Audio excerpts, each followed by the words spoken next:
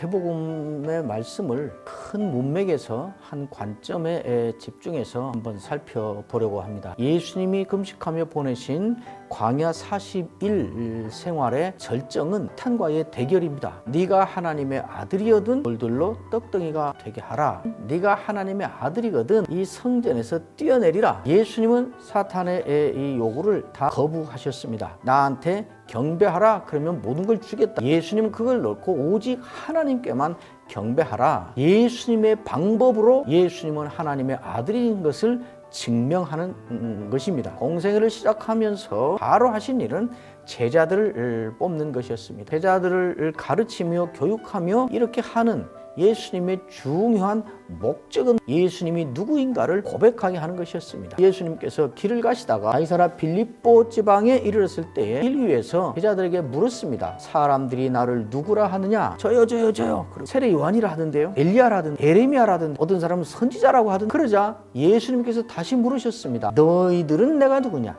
갑자기 고요해지고 시간이 지난 다음에 베드로가 대답을 합니다. 주는 그리스도시요 살아계신 하나님의 아들입니다. 바로 이것이었던 것입니다. 예수님은 메시아시다. 예수님은 그리스도시다. 예수님은 구원자시다. 예수님은 하나님의 아들이시다. 이때부터 비로소 가르치기 시작한 것이 있습니다. 예수님이 죽는다는 것이었습니다. 이 말을 듣자마자 베드로가 치고 나와서 반대를 합니다. 당신은 메시아십니다. 당신은 하나님이십니다. 하나님의 아들인데 그렇게 죽을 수 없습니다. 죽으면 안 됩니다. 예수님께서 베드로를 향하여 사탄아 내 뒤로 물러가라.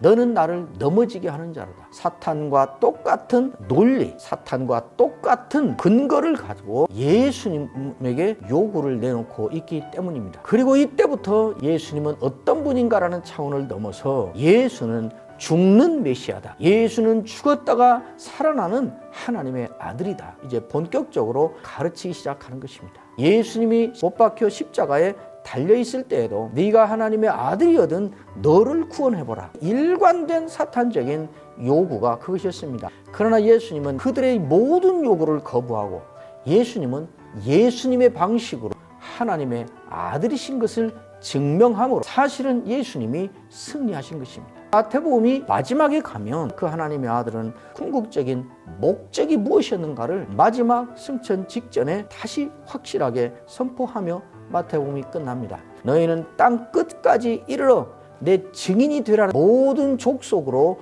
내 제자를 삼으라. 즉 예수님의 사람, 예수님의 교회를 만들려는 데에 궁극적인 목적이 있었다고 말합니다. 예수님은 그의 제자들에게 예수님이 누구인가를 가르쳐서 믿게 하고 알게 하고 고백하게 하고 그 예수님은 무엇을 하시는 메시아시고 하나님의 아들인가를 확인시키고 알게 하고 믿게 하고 그래서 예수님에 대하여 이렇게 완벽한 믿음과 지식과 고백을 확신을 가진 사람으로 땅 끝까지 이르러서 세상 끝날까지 살게 하려는 거기에 목적이 있는 것입니다.